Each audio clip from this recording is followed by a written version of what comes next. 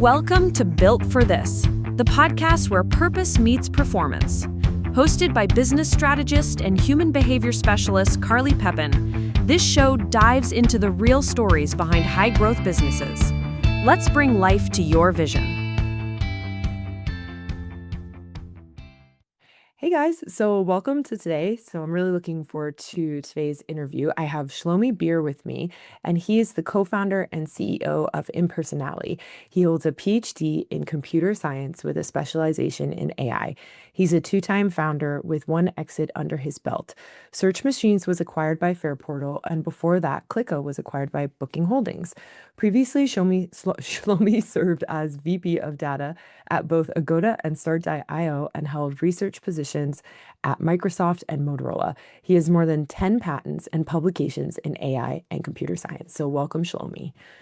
Thank you. Thank you, Carly. Yeah, Thank you for having me. I'm really looking forward to having you. So before we get started, I'd love for you to just share a quick introduction of what impersonality is so that people understand what we're talking about. Yeah. So impersonality, so first of all, is your ally against impersonation, right? That's how we call it.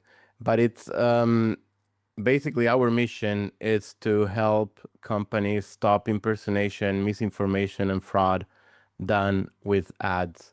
So probably everyone it's quite familiar with those emails or SMS that pretend to be some company, right, and trick people into sending dollars or getting some personal information. So that is one area that most people know, but the one that it's less known, it's the fact that the same fraudsters, they try to do the same using paid ads in search, social media, AI platforms, and that's our specialization. That's what we cover, right? It's in finding and stopping all those malicious ads that pretend to be real companies, right? But doing wrong things. So yeah, no, thank you for sharing that. So we'll dive into what that looks like today. So tell me a little bit about when you first started this. Was this something just based off a problem that you were seeing? Was it you exited a previous company and you're like, I still want to continue and build another company, so like let me find another problem? Yeah. What made you decide to build this? Yeah, so it's a problem that we started seeing actually in previous companies, right? Both in Agoda, in Fairportal. We started seeing some fraud. It massively accelerated in the last 2 years because it's fundamentally much cheaper, quicker to do and run by these scammers, which has made it grow by, I don't know, 100x, right? We don't really have numbers of the overall scale, right? But it's huge. It has increased massively. And so it's a combination that we have seen it started. I mean, of course, we started just at the beginning, I would say, just the beginning of AI, right? So we didn't project the massive scale that happened in the last 2 years or year and a half. But also there was kind of a personal story that made it a little bit for us to try to tackle this problem. My wife was a victim of one of these malicious ads. She tried to purchase some shoes online. I mean, by looking at an ad on Facebook, and at the end she ended up spending $120, but nothing came in, right? So she came and said, "Okay, can you look into what's this?" And then, okay, we found out, was a malicious ad, a completely fake domain of Adidas in that case, and then that kind of made the trigger. Okay, it's like a lot of very savvy users are getting scammed. Of course, there are different solutions, but it's quite there, right? But it's less known, and the fact is that everyone know about email, right, or even SMS, but the ad, it's less known. So we said, okay, we need to go and add our even a small contribution to solving this problem, right, into a domain that it's well less observed, right? And that's why scammers are taking advantage of it. Awesome. And I'm curious too, because I know this wasn't your first startup. I know Clicka was your first startup. What would you say that how did you start this company maybe a bit differently based on what you learned from your previous company? So I think one thing that we did a bit different, which of course helped us not being first timers, it's the fact that we started with a few organizations um, that we had the trust of them, right? Because we have previous knowledge and they knew us. So they helped us build the products from the ground up. And that, yeah, that massively helped. You know, you have all the confidence, even you see the data, you see you're working with them. I mean, not too close, but close enough, right? So that they're getting the interest. And at the end, what makes us passionate most is like solving a real, yeah, real world problem, right? Bringing value, and that at the end, these companies are using it, right? And helping. I mean, we are helping them solve impersonation, people pretending to be them, but also they are helping everyone to be a bit more safe, right? So the users, their employees, etc., right? So, um, yeah. Well, that's awesome. And I'm curious, like, is there anything that maybe you implemented as you started up the journey that wasn't implemented at the previous company that was very helpful this time around? You mean more in the process level or Yeah. For yeah, processes, organization, structure, maybe even like hiring people, all that fun stuff. yeah. Well, one thing that is a bit or was at least 2 years back a bit less popular was going back to office 5 days a week, right? So was like after COVID, like working from home or hybrid was more common, but we believe that, you know, we're starting a startup, that there is a lot of value in sitting together, right, and having all these conversations, and be working more closely. So um, yeah, we said 5 days in office, so it was a little bit of a not very popular at that time. Now it's becoming again like a little bit more accepted, I would say. Um, but 2 years and yeah, 2 years and a half back was like, yeah, and we lost a couple of candidates for that, I remember. I mean, they were not the right fit, right, for us, but yeah, they were good. So that was on the process level. Yeah. One thing. Yeah, the core team came from search machines, so um, that was really good as well. We knew all each other quite well. We've been working together, right? So that definitely as well was like a massive help at the beginning. Yeah. And so I'm curious too, because what did make you decide to have individuals in office versus doing remote? Well, exactly. I think that there is something on the that you can just, yeah, move like 2 meters and then ping someone, right, and discuss ideas and the interaction that that for us, yeah, like early stage startup really helps. And I think you cannot get from remote, right? Even though you can, you know, you can just click the button and call the person, but people do that less often, and it's, yeah, it's not the same. Yeah. It's of course, I mean, you know, you have the commute time and it takes a lot of other resources, right? But at the end, yeah, we believe that, and I personally as well believe that there is no replacement for that human interaction, face to face, those small discussions, going for a coffee or, you know, after meetings or discussing something.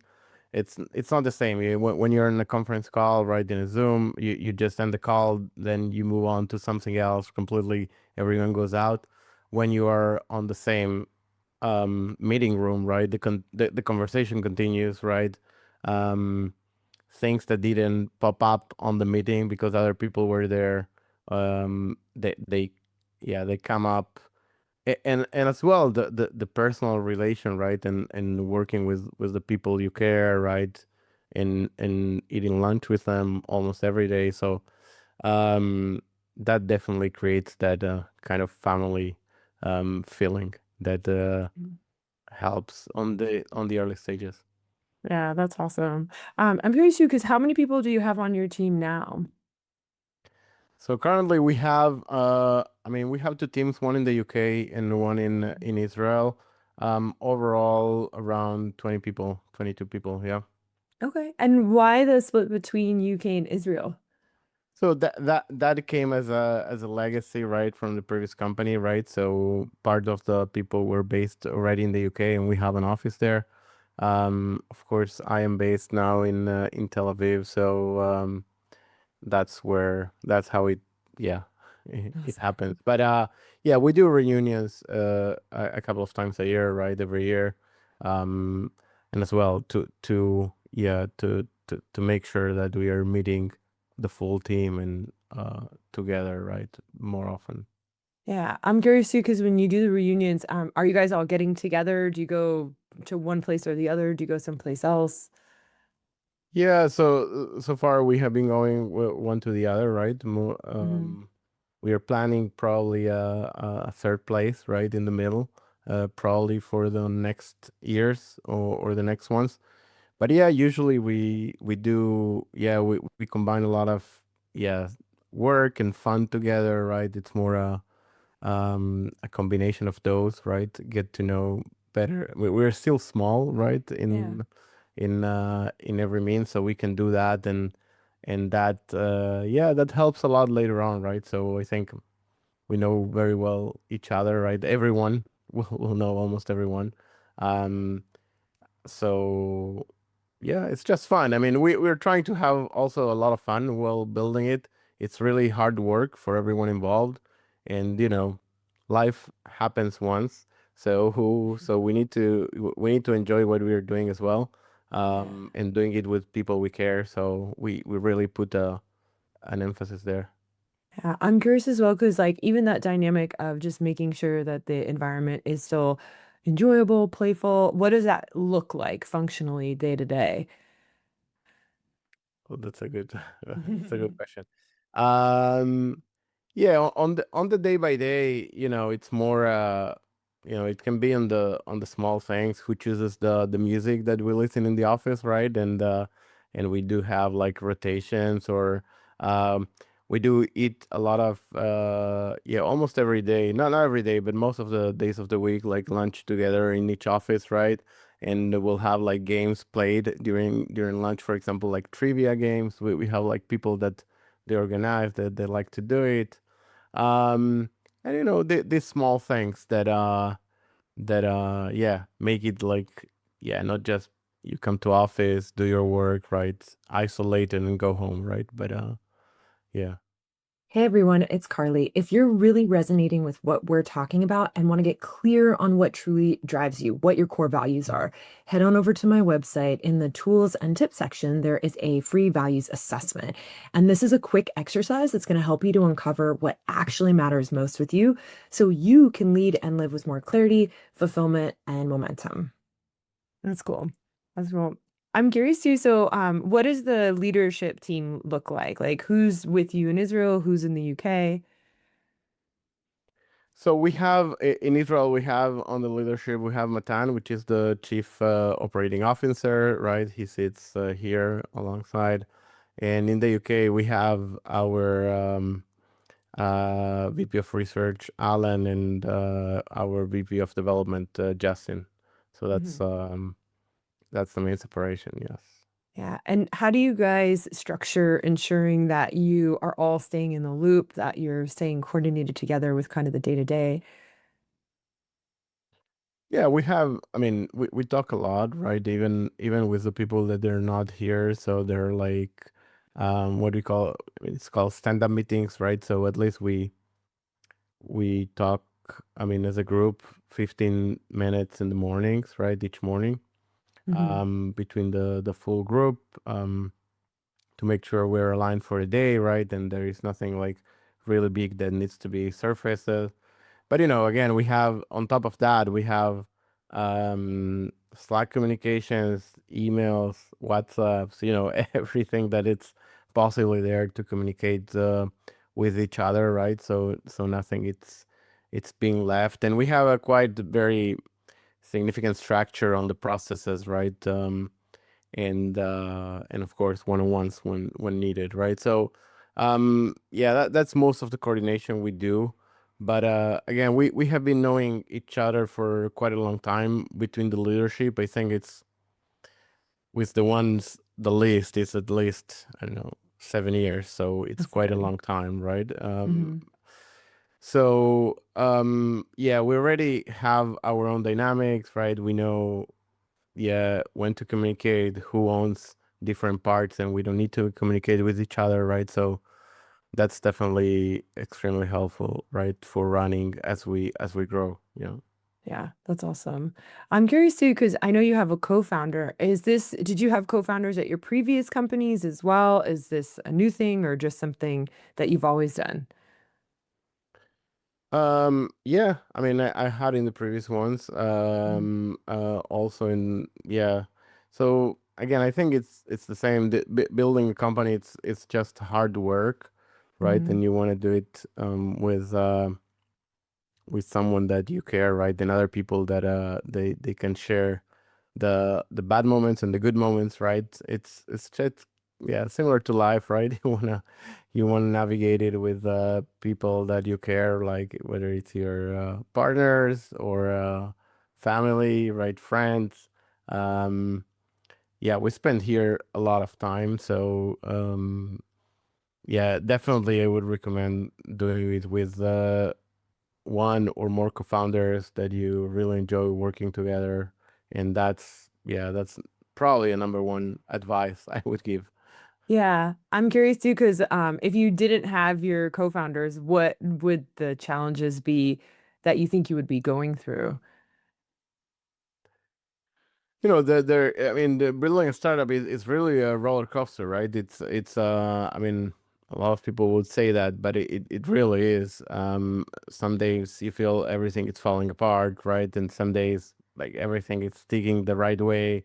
And it happens a lot, right? So it can happen, those feelings very close to each other, let's say in the same month or during maybe in the same week, right? So navigating that, of course, as you become more experienced, right, you learn how to manage those feelings more, right? But again, I mean, we are really involved, putting a lot of effort, right, in want to make it succeed. So yeah, Hmm. navigating that alone is just harder, right? So when you share with someone else, it's, yeah, it Very becomes, helpful. yeah, much easier to do. So I think that's the main thing. Yeah. And I'm curious too, so as your role as a CEO, what would you say are the tasks that you're responsible for? What does the ownership of the day-to-day look like for you? Yeah, so I mean, as a CEO, I'm responsible for yeah, for the overall performance and operation of the company, of course, right? And then I personally also own a few areas uh within that. It's funny because I it's kind of my first role as a CEO. I did CTO roles before, because my background is more techy. Um, but yeah, I kind of enjoying this a lot. I mean, so you, again, you get an overview of sales, much more on sales, marketing, product, of course, technology, right? Customer support, HR. So you are on the legal side as well. So it's a little bit touching every aspect of the business, right? Um, the bad side is that you cannot go deep on any of those, right? So because you don't have the time to do it, right? Um, but I think, I mean, being coming from the product and tech side, that's been what I did most of my time in my career. Learning about sales and marketing and customer support has been passionate for me. I mean, it's amazing. I mean, it's a complete science out there for these things. I have learned tons of new stuff and trying to bring also my background into improving or these processes and building the DNA of our company on those. Um, so yeah, it has been really, really fun as well for me, I can say. Yeah, and I'm curious too because I know that you mentioned in our pre-call that you really fell in love with the challenge of the sales process. So, what really changed that for you? What is it about sales that has been very enjoyable? Yeah, I mean, at the end, what I found, you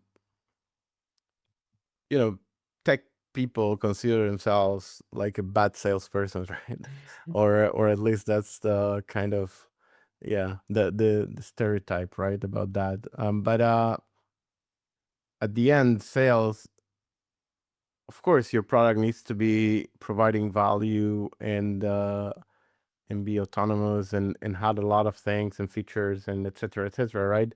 But at the end, there is a lot of human exercise on the sales process, right? Still, and I don't believe this will change a lot, even in the AI era. Um, People sell to people, right? These people that are in charge um, of making those decisions, understanding their needs, understanding what's important for them, um that's the real thing of how yeah, you can really put your product. Sometimes your product might be better than competition, but if you don't know how to speak to that person what he really is caring about, right, you may not make the sale, right? And in that kind of challenge of, yeah, looking, every company is different, every person within the company is different, every interaction between the decision makers makes it completely different. It's really understanding that, right, when you land with different people, right, and talking to them, it's just very interesting, right, because different people, they see the world differently, right, they tackle problems differently. And yeah, understanding how they do it, how they say things, trying to see how you can help them, is just, yeah, quite interesting to challenge to solve, and very, yeah, very, yeah, it's a very nice problem to deal with, I would say. That's awesome. And I know that even that dynamic of like using personal relationships to scale, I mean, it's cool because in business, you're completely accurate. People are buying our products and services. So if we don't know them or understand them, it's going to be hard to sell. So what does that technically look like on the back end? How do you guys have that structure to ensure that you're understanding the psychology behind what your customers are really wanting? Yeah, so we try, I mean, we try to put ourselves on, I mean, we try to understand the roles that this person have in the organization, right, how we can help them. I mean, Mhm. of course the organization, but also the people that will run our software, right, and what their objectives are, right. We on the back end of that, we know how, or we have improved a lot, what questions we ask these people while we talk to them, right, how we ask these questions, um, because there might be some sensitivities around that, right, as well. Um, and doing fine tuning all the time, right, to that, right, how we really put ourselves in their shoes, right, and understand, okay, in their shoes, what they care, what the company cares, right, how they can help their organization, right, how we make them excel in what they are doing, right, etc. So I think it's trying to put ourselves in their position, and then asking the right questions to that it will help us to answer those questions, right, to put them ourselves in their position. Yeah, that's awesome. That's very cool. And I'm curious too, so even, with your customers, I know that you've done a lot of research and there's a significant quantity, a percentage of brands that actually are being impersonated and losing. So tell me a little bit about like what that number actually is and how you found this out. Yeah, so our estimations go between 70 to 80% of um, direct to consumer brands in Mhm. different verticals, right, are suffering from some kind of impersonation. That again, it's not like a black and white. There are different types, from the ones that are more harmful, right? The one that will do like phishing to employees or customers, or the ones that will scam money from the organization themselves, to the more the legal angles of trademarks infringements, IP rights, etc. So we now covered them all, but yeah. One angle that we built quite early on our journey was a lot of tools that enable us to at least give a very quick answer to the question: is your brand being impersonated, within minutes? So we created a couple of tools around that. So without any internal information, only by knowing the domain of a company, we can know with certain degree of probability. Of course, it's not a because for a better check, we'll need more time. But with a relatively high degree of probability, we can know within minutes whether that domain and brand will have some kind of fraud. By the way, that tool can be accessed free on our website, impersonally.io, right? So That's cool. um but using that, so basically we have scanned hundreds of thousands of domains, right? And then build a huge database that tells us that, as I said at the beginning, around 70 to 80% of the direct to consumer in travel, finance, insurance, retail, marketplaces, basically any internet company, right, will have um, at least one, if not all, of the types of scam being done on their names. Yeah, it was very interesting. It's funny because when I was working with one individual, I found out about a scam. He's in the United States, literally just from, I was just traveling in Singapore. I was on vacation and I just walked by. I was just walking on the street and I looked and I was like, oh, they do not own that. And I was like, oh my gosh, like, how do you even manage it? What do you even do? And, this was decades ago. I feel like present day, it's so much easier to find out and understand if you are being impersonated, just being able to search online, like check it out. Where before, there was a couple instances where I've actually traveled and texted the person and be like, hey, like I'm in this country right now, and you are genuinely like having an issue in the business. So it's really quite fascinating, but it's very cool what you're doing. Basically, I love this dynamic because I think people don't realize how often it happens, and it happened before the internet, and it was way harder to find out. It was word of mouth, and I've been that word of mouth a couple times, which is fascinating. Mhm. Yeah, yeah.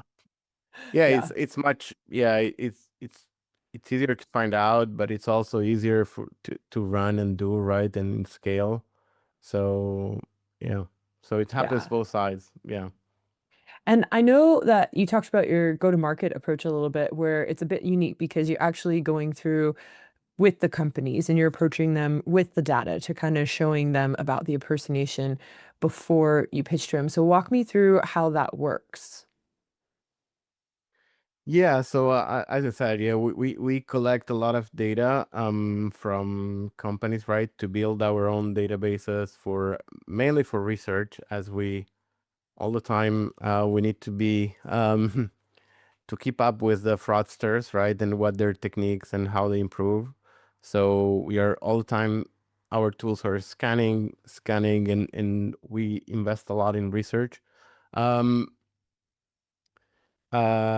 yeah, so part of that data, right, of course, we use for our go-to-market, right? So we know we use the data so we can approach the companies. A lot of time I mean, our aim it's to make them aware, right? So no, I mean, this is happening to you, right? This is the data. I mean, if you want help solving it, we are happy to help. Of course, that's what we do, right? And that's our business. But if not, that's all good, right? I mean, if you want to solve it in other ways, right? We believe that we really have created a tons of expertise in data and technology to help uh, companies solve this in the most efficient way, right? But again, our Mhm. aim it's also to help solve this altogether, right? So even if we are giving this data for free and giving them so they can improve, that's awesome, and we like to do that as well. Um, and we will be doing this more. I mean, yeah, it's still not. I mean, there will be an announcement in a couple of weeks, right? We will be releasing a couple of more free tools that will help, especially now that ads in AI are becoming much more of a thing, especially around ChatGPT ads and Google AI overview ads. So we'll be releasing a couple of tools, free tools actually, that will provide value and visibility to brands around these new ad types. Yeah. Yeah, I'm curious too, because now, with all the AI stuff coming out, it's very interesting, by the way. Something came out recently. I'm not fat. I love fashion. Something came out recently and it was like, Balenciaga makes this dress. And I was like, no. I was like, hard no. I was like, no to that. No to the person that's on the runway. And I was like, there's no way that they would use them in their line. So me just knowing the brand, I was like, I gotta look this up. And so I'm looking it up and I find out, it's not real, right? Like it's fake. But it was actually the AI was very impressive. Where that was in I saw it on Instagram? Instagram. Yeah. And they Okay. had all these photos and they had also used Megan Fox as like the model for the runway. But when I was looking at all the details that they had put in, I was like, wow, this is impressive. Like whoever put this together is actually like a very impressive individual. And they put all the details in the photos. So now with AI and that level of impersonation, like how do you guys tackle that? Because they're just getting a lot more skilled. Yeah. Yeah, I mean, yeah, the AI is becoming much more skilled, and they are using that AI. So definitely that happens. That's what I was mentioning, right? That I mean, we need to keep up with at their pace, right? They're using all these techniques, and as you, yeah, rightly said, I mean, if in the past, right, you will spot the fraud because it has typos, or it has like a broken logo or whatever. Today it's done perfect, right? So there is nothing like that. You see all these influencers as well being put there, right? And amazing, yeah, pictures. So yeah, so I mean, again, I mean that's what we do. There is no one thing that I can say, okay, this is how you will spot it, right? Of course, if Mm. it's too good to be true, be alert, right? As a user, if you, yeah, well, you have a lot of knowledge as you did, right, in your Yeah. fashion thing, right? You know how to spot this like very tiny small things, or especially how to become suspicious, right? And like something that it's a bit off, right?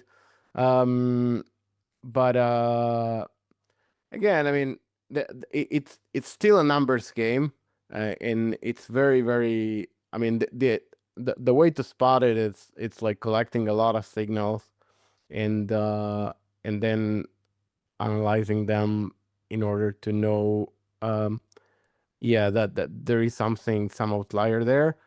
And on the other hand, right, following up, right? So if you click there, right, and you follow up and you do that in a sandbox environment, right, and then there is a scam, okay, there is no harm, it's on the sandbox, right? But then we will learn from it and then we feed that back to everyone, right? So Yeah. that's how we do it. You as a customer, it's hard to do because if you don't want to go down that rabbit hole, right? And find out what they're doing, what's the motivation, what's the economics of these scams and fraud. But yeah, that's what we do. And then we're also training our own, we call it our army of agents, that's exactly what they're trained to do, right? um, understand, analyze the fraud, and also walk that rabbit hole all the way down to understand the economics of it, and then yeah, find out what they're trying to do. Yeah. And I know, well, it's funny that you shared with me as well that you guys have actually, when individuals have called pretending to be some of these companies, you've tried to break them as like a joke and stuff. So you just, yeah, tell me a little bit more about that. I don't know if anyone's tried that before, but it is really fun. Yeah, I mean, Um, again, yeah, I must say a couple of times we did it just for fun and to create videos, yeah, for exposing what we do. It's also a lot of learning, right? Because when yeah, you do that, I mean, you put yourself in the shoes of the victim, so you understand. Okay, I mean, we know that they're putting, yeah, fake ads or fraud ads, but yeah, then what they do with it, right? So what's the next steps? How they utilize that, right, in order to gain some other advantages. Um, so that was the initial right. At some point, we had also a lot of cases where we wanted to again learn more, right, and about them. We also had cases. This is very interesting because we have cases where they approached us to learn more about us, right? So oh, no way. yes, and pretending to be customers, etc. Right? So there is a kind of little bit of an espionage war both sides. Um, and but definitely for us to serve better our customers and create a better product, we need to understand them, what they do, how they think, right? Yeah, And in some cases we have found that this is not like, yeah, isolated individuals. Sometimes those are companies with hundreds of employees yeah, running scams at scale. They have a clear roles and hierarchy, and it's yeah, it's very profitable. So um yeah, so I think it's both for learning, for fun, and that goes back to that part of like having fun, right? So yeah. um you're trying to solve a problem, build a product, but also, yeah, enjoying all the way of doing it. Hey everyone, it's Carly. So, if this conversation is really hitting home and you want to get a real snapshot of what's working and what's not in your business, head on over to my website in the tools and tips section and you can have the business performance health check.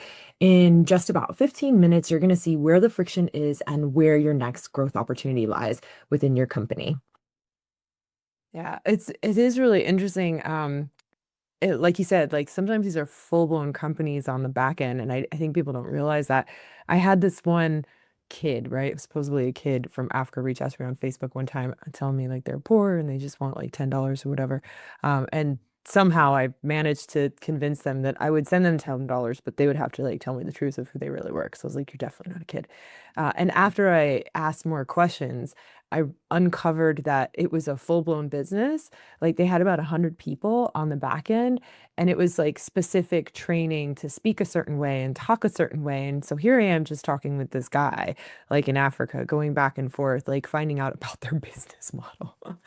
And it was really interesting. When he realized I wasn't going to give him any money anymore, he stopped talking to me. But it was fascinating for a little while. And I just remember getting off and telling my husband, like, these are full-blown businesses. Yeah, Like, yeah. this isn't just an isolated person. Like, it's a full-blown business with training. And I had just never realized that. It was wild. Yeah, yeah, definitely. I mean, and yeah, sometimes, I mean, there are of course different types of scams. The one that you mentioned, right? Yeah. It's one that yeah, it's known, and yeah, yeah, yeah, sometimes they even kind of hide the real operations from at least some of the employees, right? Because it's more hideable, right? Not in that Mhm. case that you mentioned, but yeah, I mean, some of them we have yeah, we have been amazed of sometimes. Again, I mean, I know exactly, right, but there were a few cases that we have seen, like I would say hundreds of employees, if not more, for a Scale. for a single one, right? So that's a huge operation, right? So Yeah, it's a yeah, business. It's a genuine yeah, it's a business. business. Yeah, Yeah. definitely. I love it too because it's a great compliment, by the way, for you that you're actually getting called by them to see how they can get around you. Like I mean, it's a nice compliment to just show you how efficient your product is. Yeah, yeah, in a sense, Yeah. yeah. There was one time that we almost got caught, right? I mean, they were pretending to be a client, a legit client, right? They had even calls with our salespeople, but yeah, they did at some point. We found out that they were pretending to be a company that they were not, right? So, um, and uh, and we actually emailed the real company, right, by finding their data online, and they revealed that they were not associated. Then they disappeared, of course, and never answered. We tried to make more communication later on, but I think they figured out that we found out about them. But yeah, I mean, they did a few calls with our salespeople. They were wanting even to sign a contract with us, probably to get access to our platform and see it from the inside. Yeah. They were willing to pay, or at least that's what they said. We handled to stop that. I mean, last minute, so it never happened. But it Yeah. was close. I mean, yeah. Yeah. So That's wild. Well, it just goes to show you how much people are actually making off a fraud if they're willing to go out, invest in the time, energy, and the actual money to get access to something to find out how to not be stopped in a sense. Yeah, yeah, they make millions, if not hundreds of millions, about this. Yeah. it's wild, isn't Oh it? yeah. Yeah. Yeah. Very good business. I mean, that's our joke here. I mean, if we don't succeed stopping them, I mean, kidding, of course, but we'll say we'll join the other side, right? But yeah, the other side seems like very lucrative from what we see. Yeah, definitely. It is very lucrative. Yeah. Mhm. And I'm curious too, so when you think about impersonality, are you going to utilize this company as hopefully to sell again? Are you scaling to sell? Is that the plan? Well, not. I mean, we at this stage. Hmm. I mean, the problem is massive, right? So I don't think anyone. I mean, no one of us, and I think no one in general thinks that. I mean, unfortunately, in a sense, right, this will be stopped altogether, right? And especially as AI is evolving, right? The trust on things online, it's only going down. It's harder to trust things because, as we just said, right, it's much easier today. It looks like much more perfect, right? Like the real thing. Um, so the problem we see this huge. I mean, we want to keep growing it. We want to keep providing at least our, as I said, I mean, we are tackling one piece of this problem, because the problem is huge, but even our piece is huge. um, and at this stage, we have a lot of challenges to yet get there. We want to keep providing value to more companies and growing it, um, much larger. Um, so we don't think about it. Of course, I mean, if there is the right opportunity to scale things faster with right partnerships, or joining someone else that can help us accelerate this, we'll think about the specifics. But currently the aim is keeping solving these problems, keeping up with the fraud, and just scaling our operations. Awesome. And what would you say right now, as you're scaling the operation, is your one of your main focuses on scaling at the moment? Like, what is it? Is it strategy? Are you looking at operations, culture? What's the main dynamic of your focus for scaling? So one thing, it's make this problem make people more aware about this. So it's like Mm. the educational side. Um, there is still some gap there, right? As we mentioned at the beginning, right, between the awareness that um, email Mhm. fraud has to ad fraud has, right? So there is still a long way for us to educate companies and people, right, etc. So Mhm. we're working a lot on there. And then most of our challenges are around the keeping up with the new fraud that we find, right? So Mhm. I mean, our research finds a lot of new things and new types of fraud. Um, in us to productize that takes way longer than the what we can find in research. So that's one of the main challenges I think we're still working and putting a lot of effort there. A lot of product Um, development. yeah, product development. Yeah, Mhm. just to give you an example from the latest weeks, I mean, for example, we have found a lot of new fraud, right, that we want to bring up. Um, a lot of people will use, I don't know if you ever tried to use a PDF editor online or, Yeah. yeah, I think most of us do, right? But now we see a lot of fraudsters putting these free tools online. They do what they do. I mean, they will help you edit your PDF, but now with AI, they are scanning all your document, right? Let's say you uploaded a document, and then Mm. using the that information later to call you and do a much more personalized scam or email you, right? And then the probability for people to fall into the scams it's much larger because they have a lot of information, right? They have the data. Um, we've seen that, for example, now in tax season, people looking for a lot of tools and forms online, uploading all their tax information, a lot of Mhm. times being scanned and logged by scammers and then used for approaching them. So quite scary. Because I think everyone uses like free tools, right? Yeah. Yeah. And yeah, and our ability now to push that into production and do help, it's yeah, we're Yeah. working quite hard on that. Yeah. That's interesting. I'm curious as well because even that dynamic of customer awareness, when you think about focusing on customer awareness, are you guys more focused on making the B2B customers aware since you guys aren't B2C, or is it also helping consumers understand? Is it a little bit of both? Like, what does that look like? Yeah, of course, our focus as a business is it's on the B2B, yeah, on the companies. Um, we believe that again, this is a combined problem, right? So it's a problem for the people, it's a problem for the Yeah. companies, right? We tackle the problem from the company side just because they have the budgets and are the ones that the fraud is done on their name, right? So we believe that part of the problem needs to be solved on their side, right? And that's what we are tackling. But again, on the awareness, I think comes from both sides, right? Both on the company side, of course, that's more our clients, right? We don't sell this to Yeah. consumers. Um, but also making aware, as I said, like bringing value to people, right? To making people more aware about what is happening. At the end, I mean, in some of the cases, the victim is the companies, right? And it's financial. Some of the other cases, Mhm. the more the victim is the users, right? Again, using some company name, but so there is a reputation risk for the company.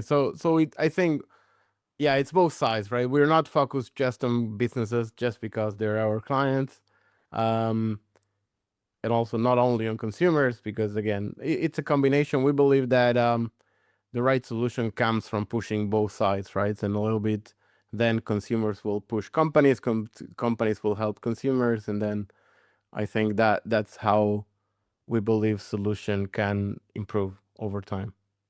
Yeah. And I'm curious as well, because even with this dynamic of just like educating the individuals, why do you think it's not that well known? So for someone like me, I'm not on social media often. I just don't like it that much. So I'm not on it that often, but I'm very aware that there's a significant quantity of fraud out there. Like I see the company impersonations a lot. I get the emails a lot. Why do you think that companies don't have that level of understanding of how often they're being impersonated? It just to I guess for me, I'm like, it's so obvious. It must be out there. If I'm seeing even this little bit, I'm like, of course it's got to be just rampant Yeah. out there. So again, Mhm. part of that is because it's not part of their KPIs, right? If Yeah. um, yeah, They're I not mean, thinking about it. well, it's yeah, there is no role in a lot of them Mhm. that their role is to protect the customers, right? When this happens to employees, then there are more roles within the company, right? To look into these things, because that can generate internal breaches to the security infrastructure of the company, right? And then on that part, there are KPIs, right? And there is people that care about that. Um, and also I think because it's very multidisciplinary, right? So Mhm. um, sometimes the companies learn about this through customer support, right? Customers complaining. Sometimes they hear about that in the media, or they see some Yeah. executives say it, right? But it's a very decentralized, right? It's very um yeah, dispersed, right? It goes in different angles, and in a lot of cases, especially the ones that will uh yeah, defraud the companies financially, right? It's most of the scams are so well done that no one will notice that it's being done. Yeah. So especially doing ad hijacking, affiliate hijacking, malware, all these types of scams, they drain budgets. Um, Marketing departments, they do care, of course, but it's very, very hard to find, to detect, and to stop. So it's a hard problem, right? So and yeah, so I think those are the main reasons, right? But of course, I mean, a lot of organizations, they do know about these problems and they try to solve them, right? But it's It's hard. and all of the problems are new, right? So so Yeah. that's why it takes some time to educate. Yeah. Well, and as you said, they keep innovating as well. They're running businesses and they're Yeah. innovating. Yeah. Yeah. Exactly. Yeah, you're going against an innovative business. Yeah. Awesome. Well, thank you so much for coming today. I really appreciate everything you shared. And where can people find you? What's the website? Because I know you also mentioned that they can utilize this tool as well on the website to check themselves out, their Yeah. company. Yeah. So I mean, impersonally, right? So impersonally.io, that's our website. So maybe you can add it later on in the For description or sure. whatever. Yeah. Yeah, so there, I mean, you can find all the details. As I said, we have a couple of free tools as well for everyone that can use it, right? Especially to check your domain online and get an initial. And you can also subscribe and be watching. We will going to release in a couple of weeks another two free tools, especially around, as I said, on the um, AI ads on the AI platforms and Google and ChatGPT. Yeah, so that's where to find me and all of us. Awesome. I'll make sure to put it in the show notes. So if anyone didn't catch it, you could definitely grab it there. And if you guys like this, enjoy it, make sure to share it with someone who you would find as interesting as well. And thank you again for coming, Shlomi. I really appreciate this and I really appreciate your time. Yeah, great. Thanks you for having me, Carly. And yeah, it was fun. And yeah, hopefully we'll share good stories for next time. Absolutely. Okay, thank you.